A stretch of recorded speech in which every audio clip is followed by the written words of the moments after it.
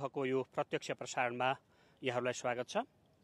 दर्शकवृन्द, हामी नेपाली सैनिक मञ्च टुँडिखेलमा छौँ। यतिखेर आज नेपालको संविधान 2072 निर्माण भएको 5 वर्ष पूरा भएको यो अवसरमा यहाँ औपचारिक कार्यक्रम गरिएको छ, जुन कार्यक्रम हामीले यहाँहरूलाई प्रत्यक्ष देखाइरहेका छौँ।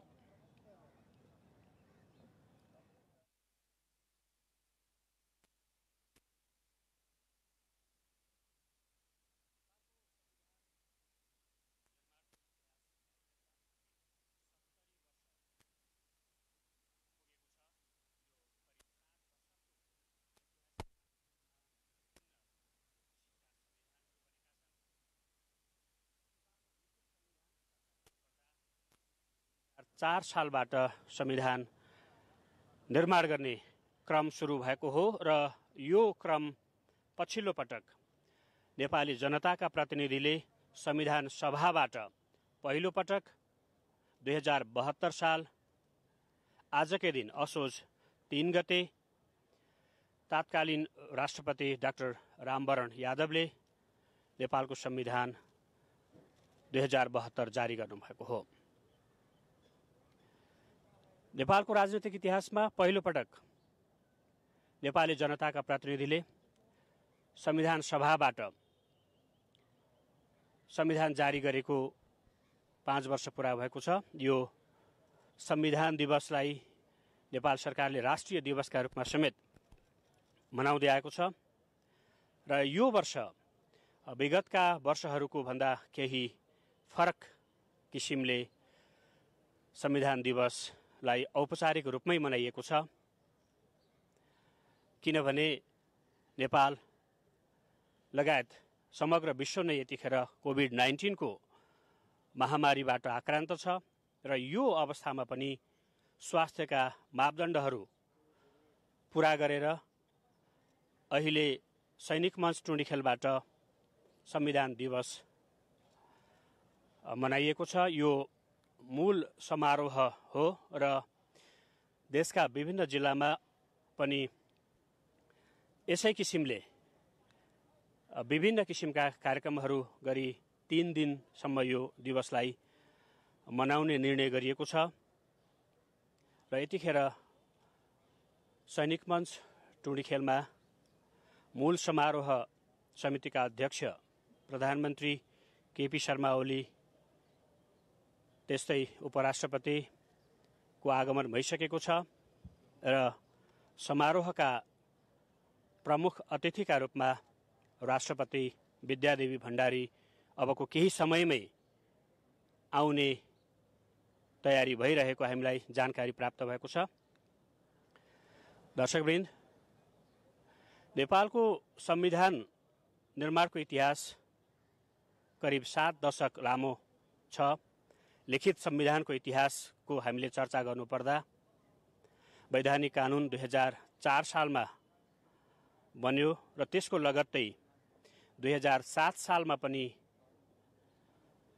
अन्तरिम संविधानको रूपमा संविधान निर्माण भयो र यो क्रम विभिन्न आरोह अवरोह हुँदै 2015 सालसम्म पुग्यो र त्यहाँ पनि अर्को संविधान, तेस्रो संविधान, लिखित संविधान बन्ने एउटा अवसर प्राप्त भयो र यो क्रम 2019 सालमा सम्म पुग्यो। त्यसपछि 2047 सालमा नेपालको संविधान 2047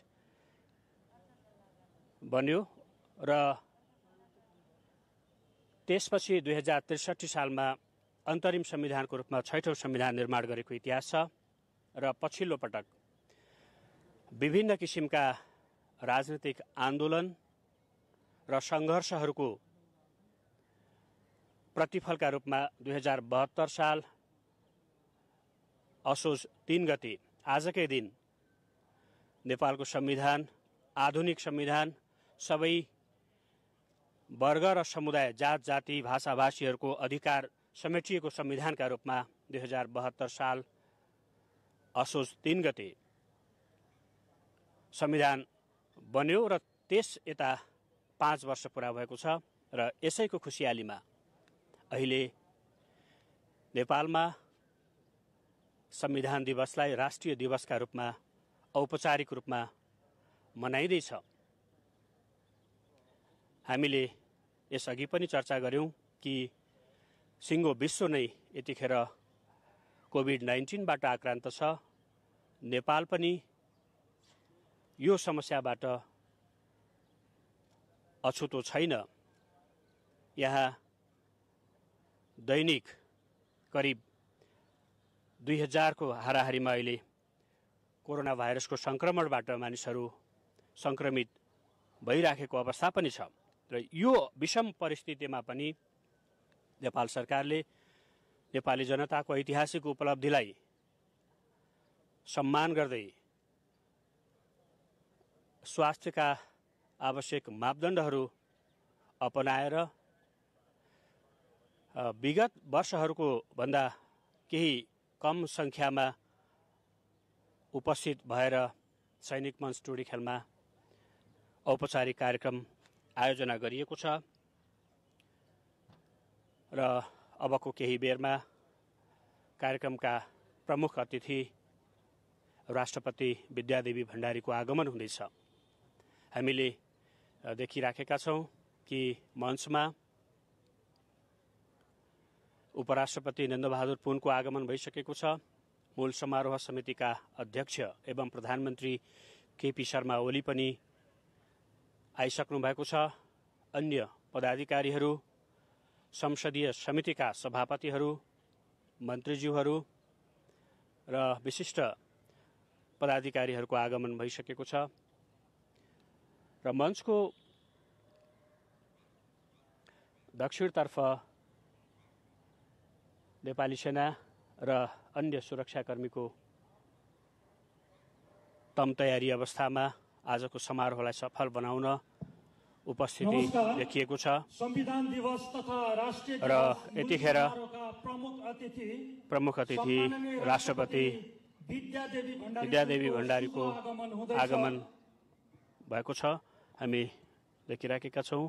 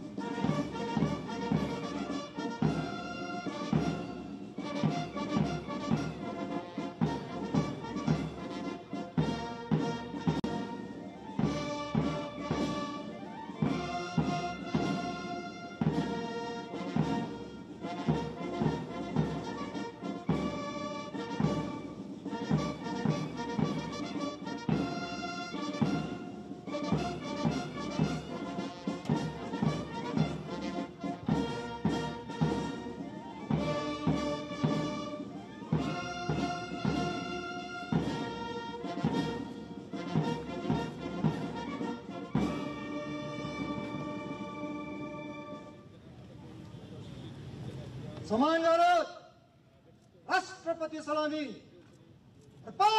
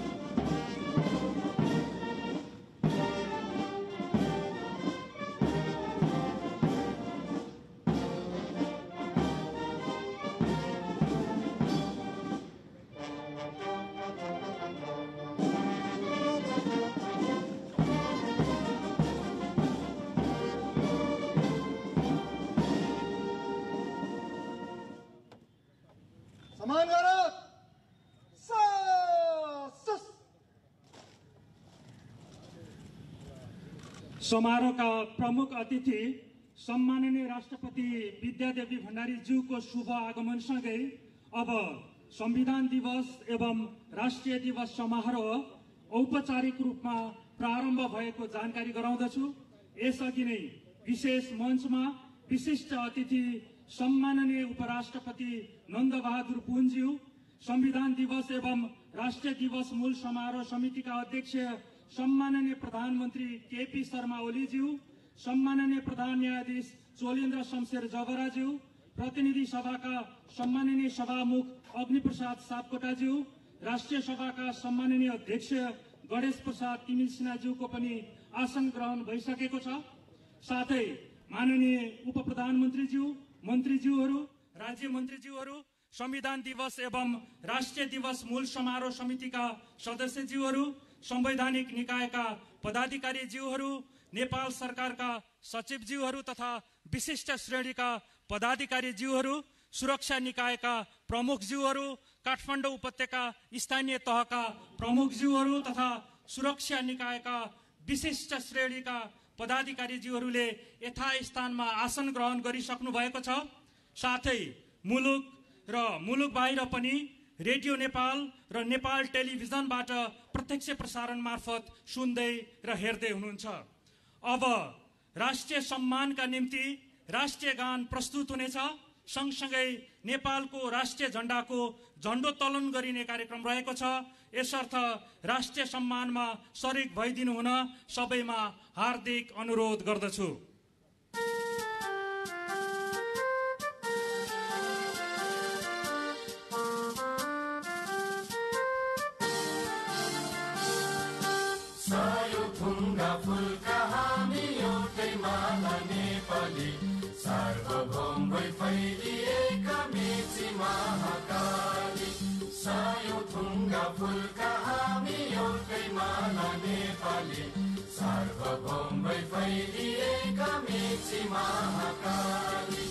प्रकृतिका कोटि कोटि सम्पदाको आचर वीरहरूका रगतले स्वतन्त्र अचल ज्ञान भूमि शान्ति भूमि तराई पहाड हिमाल अखण्ड यो प्यारो हाम्रो मातृभूमि नेपाल बहु जाति भाषा धर्म संस्कृति छन् विशाल अग्रगामी राष्ट्र हाम्रो जय जय नेपाल।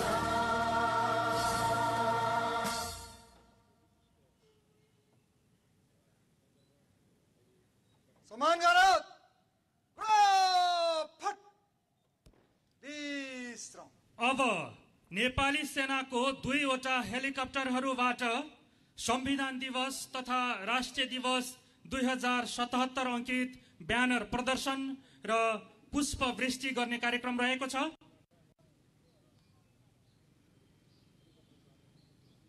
श्री सैनिक हवाई महानिर्देशनालयको 2वटा हेलिकप्टरहरू मैदानको पूर्वी दिशाबाट बिस्तारै बिस्तारै अगाडि बढिरहेको हामीले देखेका छौं। 2वटा हेलिकप्टरहरूबाट संविधान दिवस तथा राष्ट्रिय दिवस 2077 अंकित ब्यानर प्रदर्शन भइरहेको छ र सँगसँगै पुष्प वृष्टि पनि हुने कार्यक्रम रहेको छ।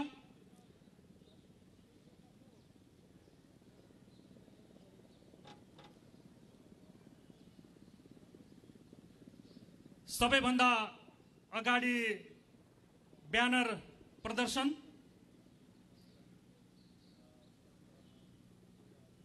त्यसपछि पुष्प वृष्टि। MI-17 हेलिकप्टरबाट ब्यानर प्रदर्शन भइरहेको छ। त्यसैगरी बेल हेलिकप्टरबाट पुष्प वृष्टि हुनेछ।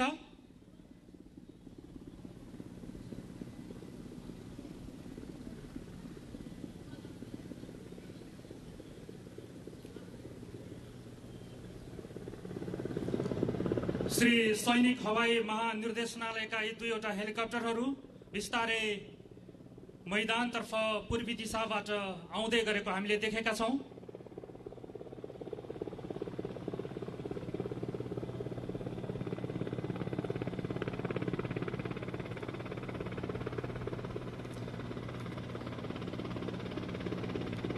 ब्यानर प्रदर्शन भइरहेको MI-17 हेलिकप्टरमा पाइलट प्रमुख सेनानी राकेश लिम्बू र पाइलट प्रमुख सेनानी ऋषभ बहादुर अधिकारी, साथमा फ्लाइट इन्जिनियर सेनानी सुरज कोइराला हुनुहुन्छ। पुष्पवृष्टि भइरहेको बेल हेलिकप्टरको नेतृत्व पाइलट प्रमुख सेनानी रतन श्रेष्ठले गर्दै हुनुहुन्छ। साथमा पाइलट उपसेनानी अच्युत पाठक हुनुहुन्छ अनि एयर लियाजन प्रमुख सेनानी दीपेन्द्र कर्माचार्य।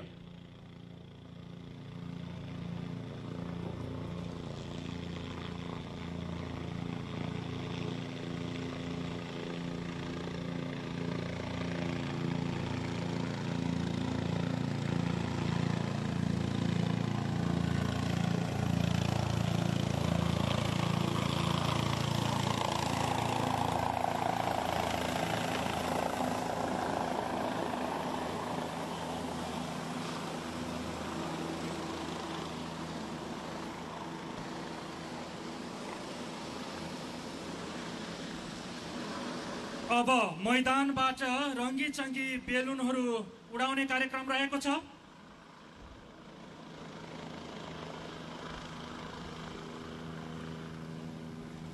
अब मुलुकमा शान्तिको कामना गर्दै शान्तिका प्रतीक परेवाहरू उडाउने कार्यक्रम रहेको छ।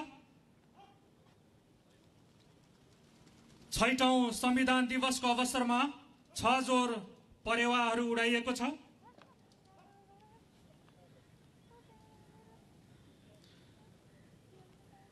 अब ज्ञात अज्ञात शहीदहरूप्रति उच्च सम्मान सहित श्रद्धाञ्जली अर्पण गर्दै आत्माको चिर शान्तिका लागि 1 मिनेट मौन धारणका निम्ति हार्दिक अनुरोध गर्दछु।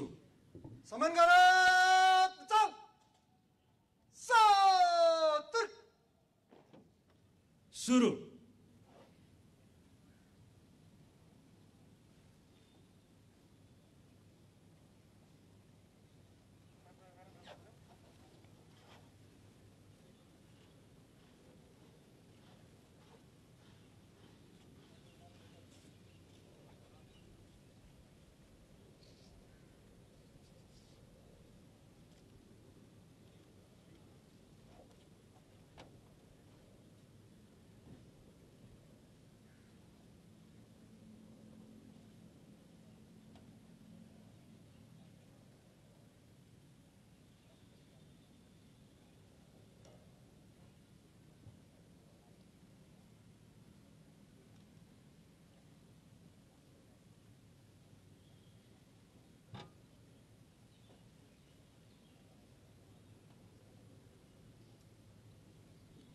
धन्यवाद।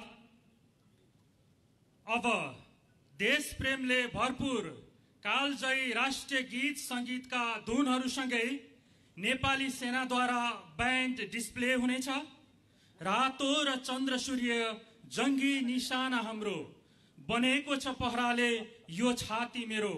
मलाई प्यारो लाग्छ जहाँ छन् बुद्धका आँखा, पंछीमा डाँफे राम्रो र नेपाली हामी रहौला कहाँ नेपालै नरहे।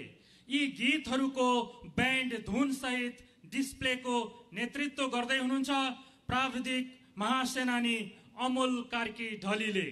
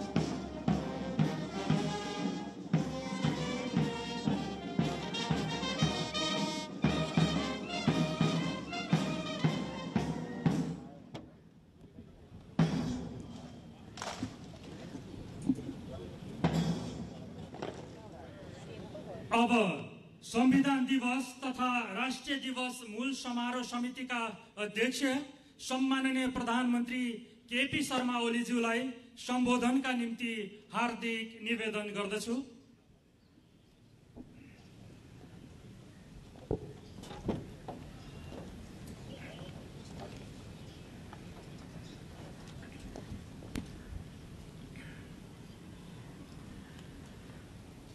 सम्माननीय राष्ट्रपतिज्यू, सम्माननीय उपराष्ट्रपति, सम्माननीय प्रधान न्यायाधीशज्यू, प्रतिनिधि सभा का सम्माननीय सभामुखज्यू, राष्ट्रिय सभा का सम्माननीय अध्यक्षज्यू, माननीय मंत्रीगण, संघीय संसद का संसदीय समिति का माननीय सभापतिज्यूहरू, संवैधानिक निकाय का पदाधिकारीहरू, विशिष्ट अतिथिहरू, कर्मचारी, सञ्चारकर्मीहरू, संविधान दिवस तथा राष्ट्रिय दिवस हर्षोल्लासका साथ मनाइरहनुभएका समस्त दिदीबहिनी तथा दाजुभाइहरू, स्वदेश एवं विदेशमा रहनुभएका सम्पूर्ण आदरणीय दिदीबहिनी तथा दाजुभाइहरू, आज हामी 6औं संविधान दिवस एवं राष्ट्रिय दिवस मनाउन यहाँ उपस्थित भएका छौँ।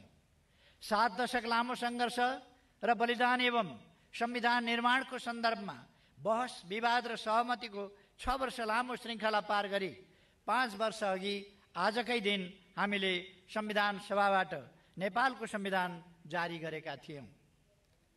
यस ऐतिहासिक दिनको अवसरमा सर्वप्रथम म नेपाल सरकार तथा आफ्नो तर्फबाट मुलुकभित्र र मुलुक बाहिर रहनुभएका सम्पूर्ण नेपाली दिदीबहिनी तथा दाजुभाइहरूमा हार्दिक बधाई तथा शुभकामना व्यक्त गर्न चाहन्छु। आन्दोलनको क्रममा शहादत वरण गर्नुहुने सम्पूर्ण अज्ञात शहीदहरूप्रति भावपूर्ण श्रद्धाञ्जली अर्पण गर्दछु। जननिर्वाचित संविधान सभाद्वारा जनता आफैले लेखेको संविधान जारी गराउने बिन्दुसम्म नेपाली राजनीतिक आन्दोलनको नेतृत्व गर्नुहुने अग्रजहरूप्रति उच्च सम्मान व्यक्त गर्दछु। आन्दोलनको क्रममा बेपत्ता पारिएर, बेघरबार भएर, शारीरिक, मानसिक एवं पारिवारिक रूपमा क्षति बेहोरेर योगदान गर्नुहुने सम्पूर्ण देशवासीप्रति हार्दिक आदरभाव व्यक्त गर्दछु। हामीले विगत 3 वर्ष यता यस राष्ट्रिय दिवसलाई विभिन्न तरिकाले मनाउँदै आएका छौँ। संविधान जारी भएपछि निर्वाचित सरकार सञ्चालनको पहिलो वर्ष हामीले औपचारिक कार्यक्रम गऱ्यौँ, जनआकाङ्क्षाका कुरा गऱ्यौँ र त्यसलाई अघि बढाउने आधार तयार गऱ्यौँ। गत वर्षदेखि यस राष्ट्रिय दिवसलाई औपचारिक सरकारी समारोहबाट घर घरमा चर्चा हुने राष्ट्रिय चाडका रूपमा मनाउने प्रयास गऱ्यौँ। जनआकाङ्क्षा पूरा गर्न गरिएका कामको समीक्षा र त्यसको प्रगतिबारे चर्चा गऱ्यौँ। यो वर्ष हामी हाम्रो सामाजिक जीवनलाई अस्तव्यस्त पार्ने र देखिने गरी उचाइ लिन लागेको हाम्रो अर्थतन्त्र र विकासको अभियानलाई गम्भीर धक्का दिने महामारी र त्यसको प्रभावका बारेमा विमर्श गर्दैछौँ। महामारीले तोकिदिएको सीमाभित्र रहेर यस राष्ट्रिय दिवसको उत्सव मनाउँदैछौँ। महामारीबाट भएको धनजनको क्षतिप्रति दुःख र समवेदना जनाउँदैछौँ। कोभिड-19 को महामारी रोकथामका लागि पहिलो पटक लकडाउन गरिएदेखि अहिलेसम्मै जनजीवन सामान्य हुन सकेको छैन। यस अवधिमा मुलुकभित्र रहनुभएका 60,000 भन्दा बढी दिदीबहिनी तथा दाजुभाइहरू यस महामारीबाट संक्रमित भइसक्नु भएको छ। 43,000 भन्दा बढी संक्रमित यस अवधिमा निको भए पनि देशभित्र झन्डै 400 भन्दा बढी र देश बाहिर विभिन्न मुलुकमा कार्यरत सयौंको संख्यामा नेपालीहरूको ज्यान यस महामारीले लिइसकेको छ। संक्रमितहरूको शीघ्र स्वास्थ्य लाभको कामना गर्दै यस महामारीबाट यति धेरै नेपालीहरूको जीवन गुमेकोमा दुःख व्यक्त गर्न चाहन्छु। आफन्तको वियोगमा पीडाबोध गरिरहनुभएका स्वदेश तथा विदेशमा रहने सम्पूर्ण नेपाली दिदीबहिनी तथा दाजुभाइहरूमा गहिरो समवेदना प्रकट गर्दछु।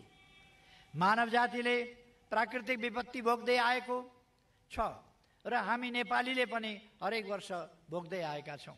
महामारीका अतिरिक्त भूकम्प, बाढी पहिरो, हावाहुरी र आगलागी जस्ता हामीले सामना गर्दै आएका प्राकृतिक विपत्तिहरू हुन्। यसपटक अतिवृष्टिका कारण देशका विभिन्न भागमा आएको बाढी पहिरोबाट धेरैको ज्यान गएको छ भने दर्जनौं नेपालीले त सिङ्गो परिवार नै गुमाउनु परेको छ। केही बस्तीहरू सखाप भएका छन्, कयौं परिवार घरबार विहीन हुन पुगेका छन्। महामारीबाट ज्यान गुमाउने जत्तिकै संख्यामा यी प्राकृतिक विपत्तिमा पनि नेपालीहरूको ज्यान गएको छ। यस विपत्तिबाट जीवन गुमाउनु हुनेहरूप्रति दुःख व्यक्त गर्दै शोकाकुल परिवारजनमा गहिरो समवेदना प्रकट गर्दछु।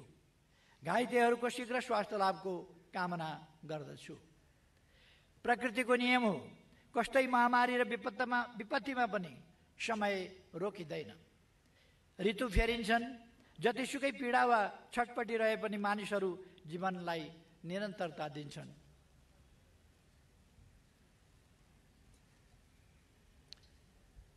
गौरवगाथा गाउने दिन आउँछन्, स्मरण गर्नुपर्नेहरूलाई श्रद्धापूर्वक सम्झिन्छन्, प्रतिबद्धतालाई निरन्तरता दिन्छन्, बाँकी रहेको जिम्मेवारी पूरा गर्ने प्रण गर्छन्। महामारी र विपत्ति बीच हामी यिनै शोक र सङ्कल्पहरूबीच यस वर्षको राष्ट्रिय दिवसको उत्सवमा सरिक भइरहेका छौँ। दिदीबहिनी तथा दाजुभाइहरू, कोभिड-19 एक्कासी आएको विपत्ति हो। यस महामारीसँग सामना गर्न विश्वका कुनै पनि मुलुक तयारी अवस्थामा थिएन, हामी पनि थिएनौँ। सुरुका दिनमा यसको प्रभाव र प्रवृत्तिका बारेमा अनुसन्धानमा संलग्न विज्ञहरू समेत अलमलमा थिए। अफवाह थिए, आशंका र आतंक थिए। कोही लकडाउनको पक्षमा थिए, कोही विपक्षमा। कसरी सर्छ, कसरी फैलिन्छ, कसरी रोकथाम हुन्छ, कहिलेसम्म यसको कहर कायम रहन्छ जस्ता विषयमा अड्कलबाजीहरू धेरै थिए। यहाँसम्म कि कोरोना महामारीको व्याधि भन्नेमा महामारी हो कि व्याधि हो भन्नेसम्म समेत बहस भएका थिए। हामीले गत सालको चैत्र 11 गते पहिलो पटक लकडाउन गऱ्यौँ, छिमेकी मुलुक भारतमा भन्दा एक दिन अघि। त्यस बखत हामी कहाँ सङ्क्रमितहरूका 2वटा मात्र केस पहिचान भएका थिए। छिमेकी चीनमा यो महामारी लगभग नियन्त्रणमा आइसकेको थियो। छिमेकी भारतमा सङ्क्रमितको सङ्ख्या 3 अङ्कमा सीमित थियो। त्यति बेला विश्व स्तरमा नै मास्कसहित आवश्यक स्वास्थ्य सामग्रीको अभाव थियो। अभाव मात्रै होइन, हाहाकार नै थियो। अहिले विश्वकै स्वास्थ्य सामग्रीको प्रमुख स्रोत मुलुक मानिएको चीनमा समेत सुरुका दिनमा सर्जिकल मास्कको समेत अभाव थियो। हुने वा कम हुने छिमेकीहरूले जे जति छ त्यति सर्जिकल मास्क एकबद्धता स्वरूप पठाइरहेका थिए। आपतमा नआत्तिने र समयक्रममा बिर्सने मानवीय स्वभावलाई आपसमा आत्तिने र समयक्रममा बिर्सने मानवीय स्वभावलाई ध्यानमा राखी म त्यति बेलाको अवस्था स्मरण गर्न यी विषयमा चर्चा गरिरहेको छु। त्यति बेला हामी मध्ये कोही अलिक आत्तिएका थियौँ, थोरै केही हुन्न भन्नेमा पनि थियौँ। समग्रमा जनताको सुझबुझपूर्ण सहयोगमा कोरोनालाई तह लगाउन सकिनेमा हामी विश्वस्त थियौँ। हामीले लकडाउन गऱ्यौँ, सर्वपक्षीय सल्लाह गऱ्यौँ, सल्लाहमै रोकथाम, नियन्त्रण र उपचारको लागि क्षमताले भ्याएसम्मका उपायहरू अपनायौँ। हामीले जनताको जीवन रक्षा पहिला भन्ने नीति अगाडि सार्यौँ। उपलब्ध नयाँ तथ्यका आधारमा जनतालाई सचेत पार्ने हरसम्भव प्रयास गऱ्यौँ। यस अवधिमा प्रधानमन्त्रीको हैसियतमा मैले पटक पटक औपचारिक सम्बोधन गरेँ। मृगौला प्रत्यारोपणका लागि अपरेसन थिएटरमा जानु अघि र अस्पतालबाट डिस्चार्ज भए लगत्तै पनि सम्बोधन गरेँ। यी सबै सम्बोधन मार्फत गरिएका काम र गर्ने कामका बारेमा आम देशवासीसँग संवाद गरेँ। सामाजिक दूरी कायम गर्ने, मास्क प्रयोग गर्ने र समय समयमा हात धुने मात्रै होइन, आफ्नो आन्तरिक रोग प्रतिरोधी क्षमता वृद्धि गरी सिङ्गो मुलुकलाई निरोगी नेपाल अभियानमा संलग्न हुनुपर्नेमा जोड दिएँ। चिकित्सक तथा स्वास्थ्यकर्मीहरू, सुरक्षाकर्मीहरू, सबै प्रकृतिका कामदार कर्मचारीहरू, तीनवटै तहमा कार्यरत जनप्रतिनिधिहरू, विज्ञहरू, राजनीतिक दल तथा आम नागरिकहरूको महामारी नियन्त्रण, रोकथाम र उपचारको यस राष्ट्रिय अभियानमा सक्रिय संलग्नता रह्यो, जुन खुसीको कुरा हो। पर्याप्तता भन्ने सापेक्षित कुरा हो। सरकारले महामारीलाई चुनौतीका रूपमा मात्रै होइन, सरकार अवसरको रूपमा समेत उपयोग गर्ने गरी चालु आर्थिक वर्षको बजेट मार्फत मुलुकभर स्वास्थ्य पूर्वाधार खडा गर्ने योजना कार्यान्वयनमा ल्याएको छ। डिलमा बसेर आलोचना गर्नु बेग्लै कुरा हो, तर महामारी नियन्त्रणका लागि चालिएका कदमहरूको संक्षिप्त समीक्षा गर्ने हो भने अहिलेसम्मको कामका तस्बिर उराट लाग्दो होइन, उत्साहजनक देखिन्छन्। कोभिड-19 को संक्रमण नेपालमा देखिनु पूर्वको कमजोर र अहिले उपचारका पूर्वाधार तथा क्षमतामा उल्लेखनीय प्रगति भएको अवस्था बीचमा आकाश जमिनको फरक छ। 2076 माघ 9 गते कोभिड-19 को पहिलो केस पहिचान हुँदा पीसीआर परीक्षण देशभित्रैको प्रयोगशालामा सम्भव नभएकाले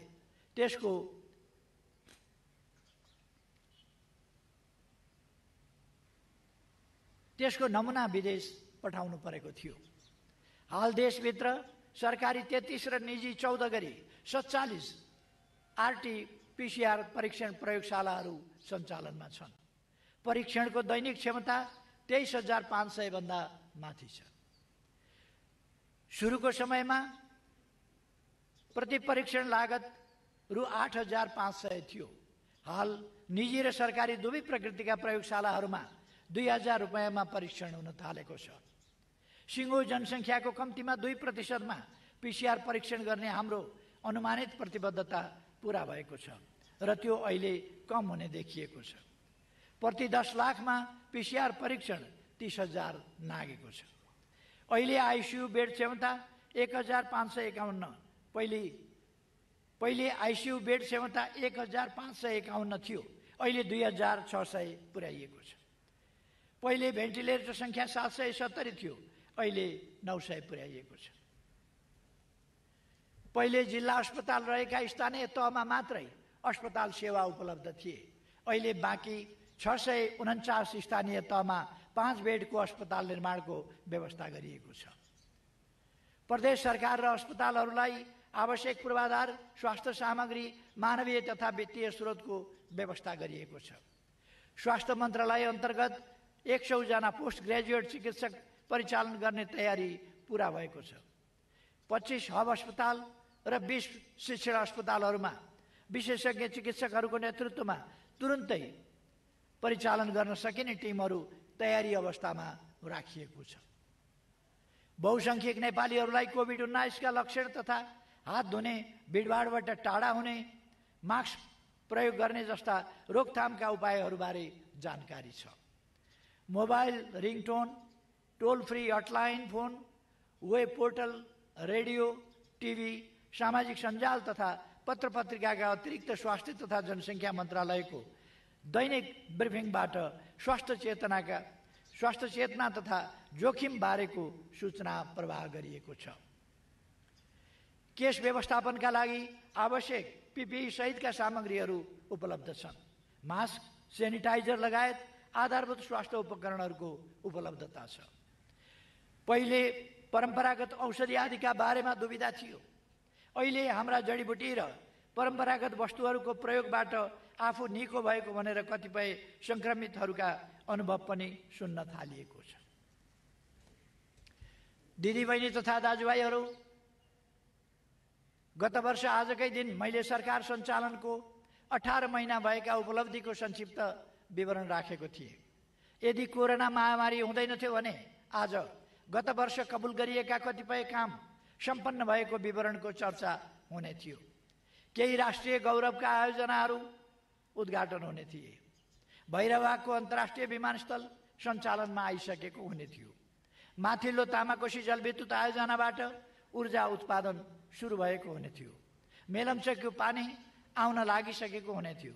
रानी पोखरीको पुनर्निर्माण सम्पन्न भइसकेको हुने थियो, अहिले लगभग सम्पन्न भइ पनि सकेको छ भन्दा हुन्छ। धरहरा निर्माणको कार्य सकिने थियो। निजी आवास पुनर्निर्माणको काम पूर्ण रूपमै भइसकेको हुने थियो। विगत 3 वर्षदेखि हाम्रो अर्थतन्त्रले उच्च आर्थिक वृद्धि दरको लय समातेको थियो। मानव विकास सूचकाङ्क, व्यवसाय गर्ने सहज वातावरण, भोकमरीको अवस्था, शान्ति सुव्यवस्था तथा कानुनी शासन, भ्रष्टाचार निवारण, पर्यटकीय प्रतिस्पर्धा, लैङ्गिक समानता, विद्यालय शिक्षा, बालबालिका र स्वास्थ्य जस्ता विश्वव्यापी 14 विभिन्न सूचकाङ्कमा नेपालले उल्लेख्य सुधार गरेको पनि थियो। तर दुःखको कुरा अहिले कोभिड-19 का कारणले नेपालको अर्थतन्त्रमा नकारात्मक असर परेको छ। तर हामी यस प्रतिकूल अवस्थाको छिट्टै अन्त्य गर्नेछौँ र परिस्थितिलाई अनुकूल बनाउनेछौँ। सरकारले कोभिड-19बाट प्रभावित उद्योग व्यवसायलाई सहज सञ्चालनको वातावरण बनाउन बजेट र मौद्रिक नीति मार्फत आर्थिक पुनरुत्थानका प्रस्तावहरू अगाडि सारेको छ। कर सहुलियतदेखि बैंक ब्याज एवं विद्युत महसुल छुट र श्रमिकको सामाजिक सुरक्षा कोषमा सरकारका तर्फबाट रकम योगदान गर्ने सम्मका कामहरू भएका छन्। अर्थतन्त्रलाई पुनरुत्थान गर्न कृषि, ऊर्जा, पर्यटन तथा घरेलु एवं साना मझौला उद्योग समेतलाई समेट्ने गरी पुनर्कर्जा कोषको व्यवस्था गरिएको छ। यसबाट 2 खर्बभन्दा बढी लगानी परिचालन हुनेछ। झन्डै 6 महिना अवरुद्ध आर्थिक क्रियाकलापका बावजुद आर्थिक वृद्धि दर बाहेकका परिसूचकहरू सकारात्मक छन्। यो हाम्रा लागि सुखद पक्ष हो। कोभिडको महामारीपछि विश्वका धेरै मुलुकमा आर्थिक वृद्धि दर नकारात्मक हुँदा पनि हाम्रो आर्थिक वृद्धि दर सकारात्मक नै रहेको छ। कोभिडका कारण राजस्व र खर्चको अवस्थामा असर परे पनि समग्र सरकारी वित्त स्थिति सन्तुलनमा नै छ। राजस्व प्रणालीमा दूरगामी महत्त्व राख्ने सुधार भएका छन्। मूल्यवृद्धि नियन्त्रणमा नै छ। सरकारले बन्दाबन्दी र निषेध आदेशको अवस्थामा पनि जनताका दैनिक आवश्यकताका वस्तुहरूको आपूर्ति निरन्तर गराइरहेको छ।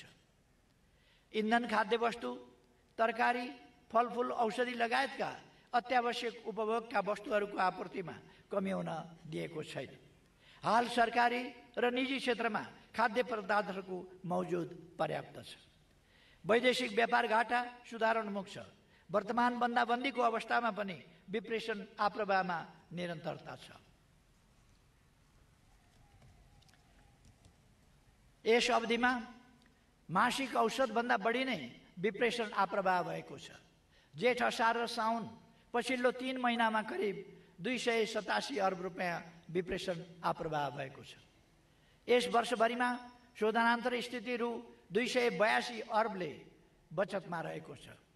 कुल विदेशी विनिमय सञ्चित रु 1401 अर्ब पुगेको छ।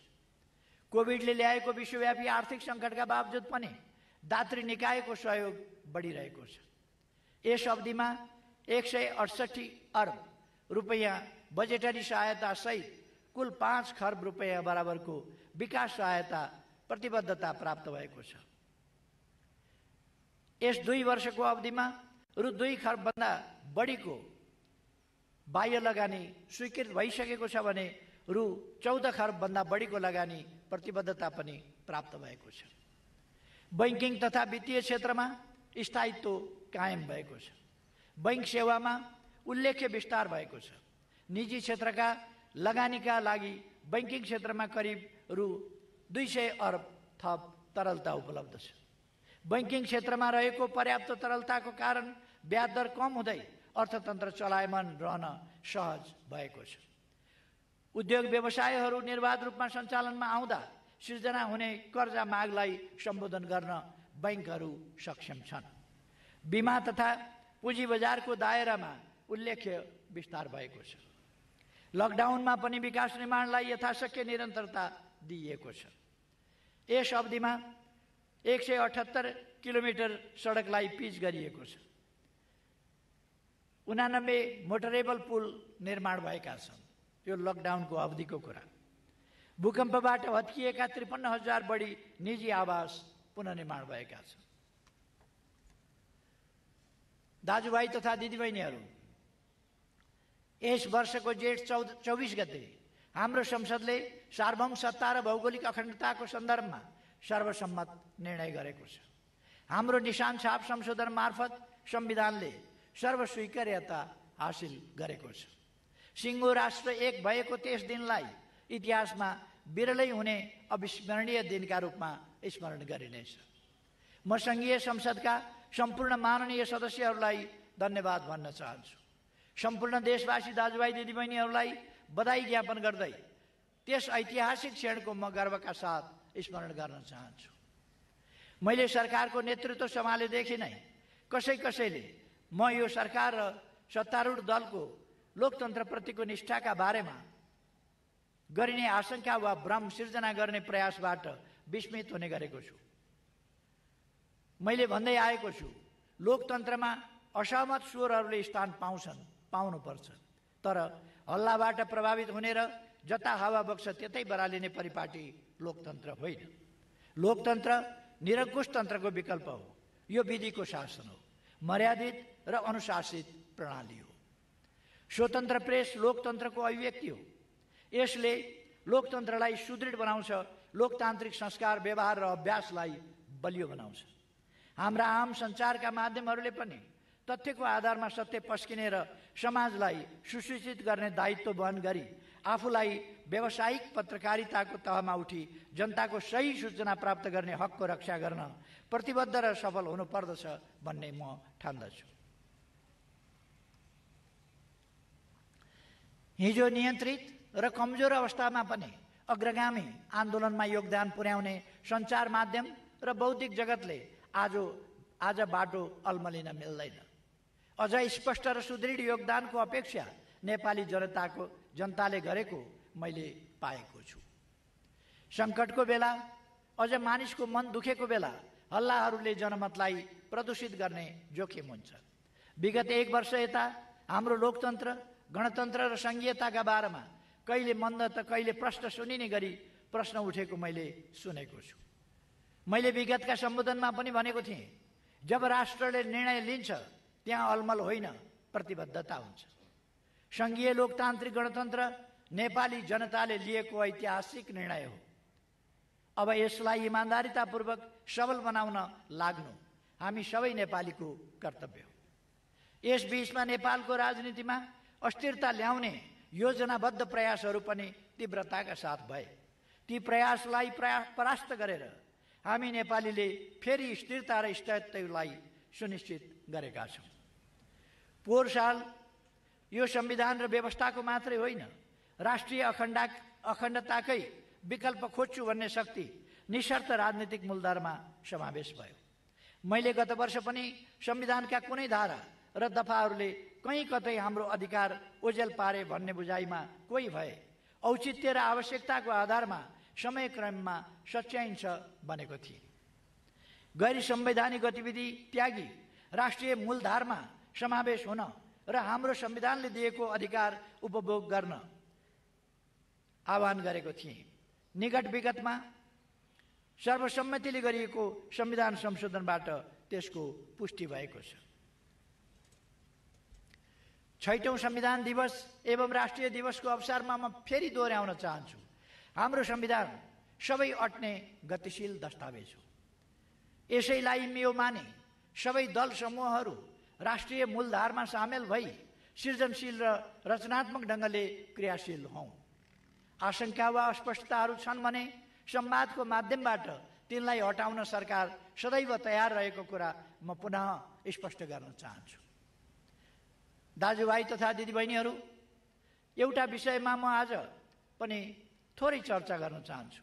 2 वर्ष अघि यसै समारोहलाई सम्बोधन गर्दै मैले भनेको थिएँ, विकासका सन्दर्भमा देखिएको एक प्रकारको अलमल भइहाल्छ नि भन्दै सुस्तरी चल्ने वा गरिहाल्लान् नि भन्दै चल्दै नचल्नेहरू र जनआकाङ्क्षा अनुरूप शीघ्र विकासको लागि तीव्र गतिमा दौडन खोज्नेहरू बीचको बेमेल हो। यो बेमेल अन्त्य गर्न बाँकी नै छ। तसर्थ फेरि एकपटक जोड दिन चाहन्छु, भइहाल्छ नि वा गरिहाल्लान् नि भन्ने सुविधा हामीलाई छैन।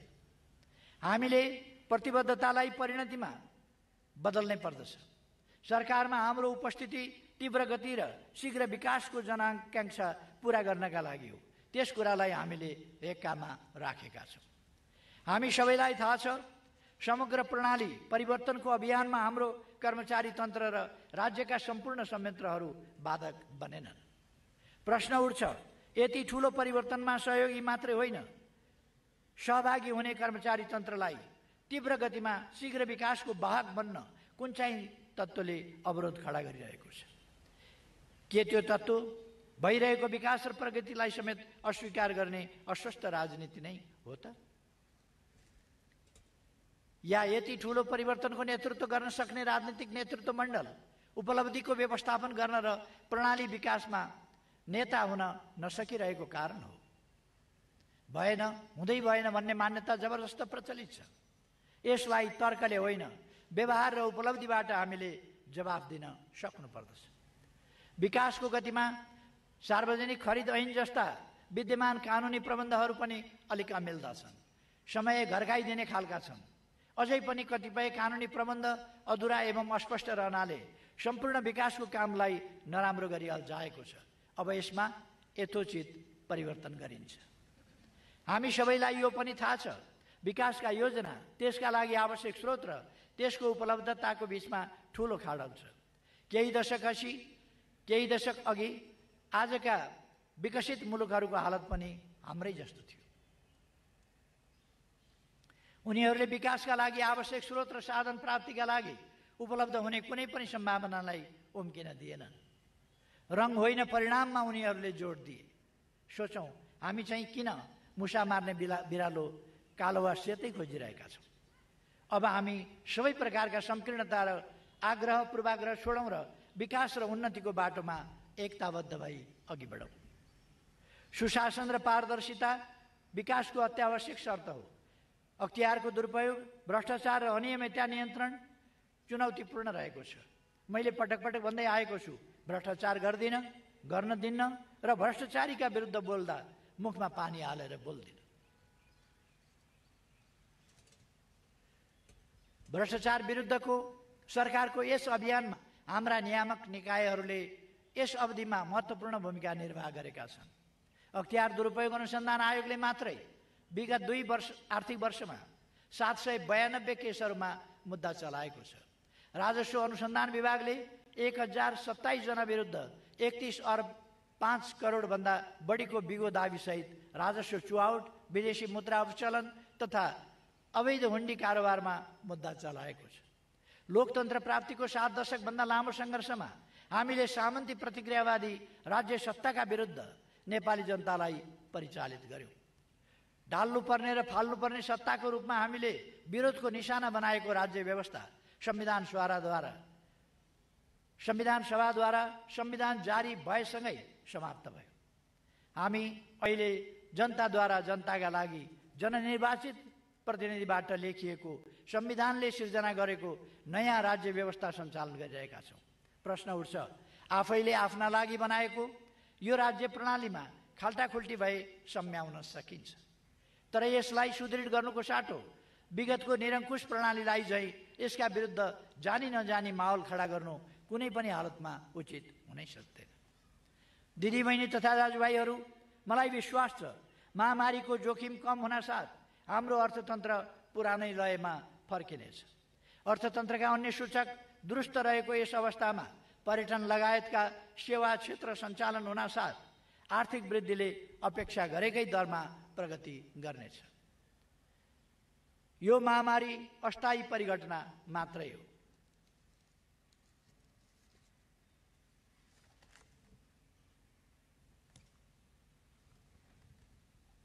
यसको अन्त्यसँगै मुलुक समृद्ध नेपाल, सुखी नेपालीको राष्ट्रिय आकांक्षा पूरा हुने दिशामा अघि बढ्नेछ। यसका लागि हाम्रो संविधान अत्यन्तै मार्गदर्शक र निर्देशक रहेको छ, जसले हाम्रा विकासका प्रयासहरूलाई अगाडि बढाउन योगदान गर्नेछ। 6औं संविधान दिवस एवं राष्ट्रिय दिवसको अवसरमा फेरि एकपटक सबैमा हार्दिक शुभकामना व्यक्त गर्न चाहन्छु। धन्यवाद। संविधान दिवस तथा राष्ट्रिय दिवस मूल समारोह समितिका अध्यक्ष सम्माननीय प्रधानमन्त्री केपी शर्मा ओलीज्यूको सम्बोधनसँगै अब संविधान दिवस तथा राष्ट्रिय दिवस मूल समारोहको औपचारिक कार्यक्रम समापन भएको अनुरोध गर्दछु र यस समारोहको उद्घोषण भूमिकाबाट नवीन दाहाल, रेडियो नेपाल बिदा हुन्छु। नमस्कार, धन्यवाद। समान गरत चल सतुर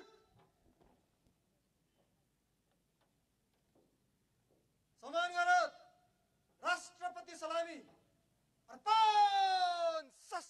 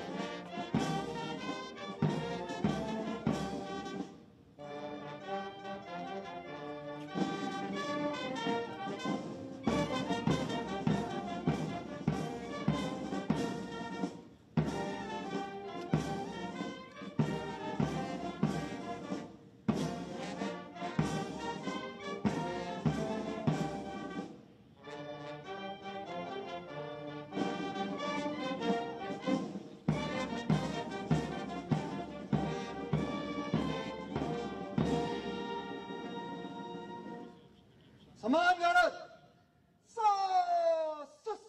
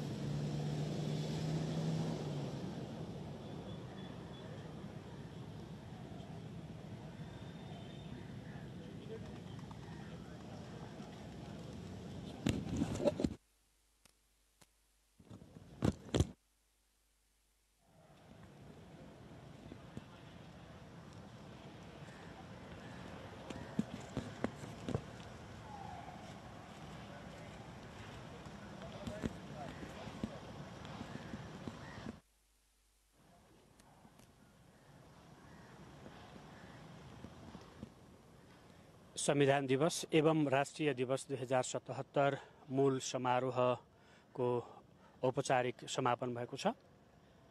हामी देखिराखेका छौँ समारोहका प्रमुख अतिथि, विशिष्ट अतिथि समारोह स्थलबाट बाहिरिँदै हुनुहुन्छ।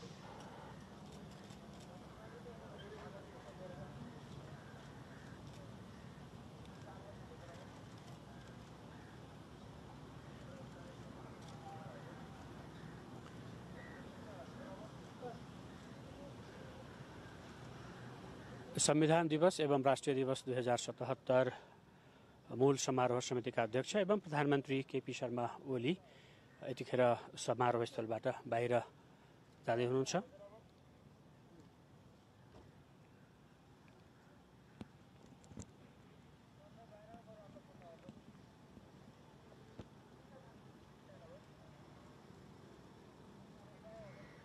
संविधान दिवस एवं राष्ट्रिय दिवस 2077 को यो प्रत्यक्ष प्रसारण मूल समारोह समितिको प्रत्यक्ष प्रसारणको समय सकिएको छ। यो प्रत्यक्ष प्रसारणबाट हामी सबैलाई बिदा दिनुहोस्। नमस्कार।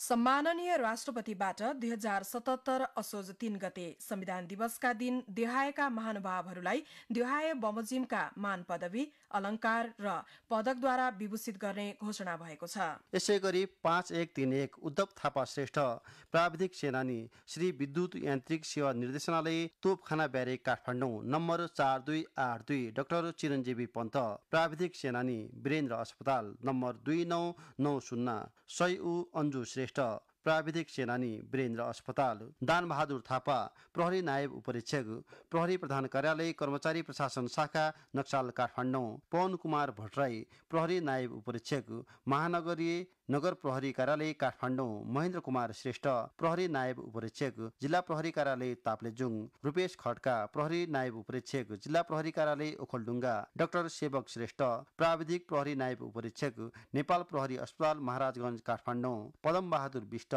प्रहरी नायब उपरीक्षक जिल्ला प्रहरी कार्यालय दार्चुला डाक्टर किरण कुमार केसी प्राविधिक प्रहरी नायब उपरीक्षक नेपाल प्रहरी अस्पताल महाराजगञ्ज काठमाडौँ भीम कुमारी पाण्डे प्राविधिक प्रहरी नायब उपरीक्षक नेपाल प्रहरी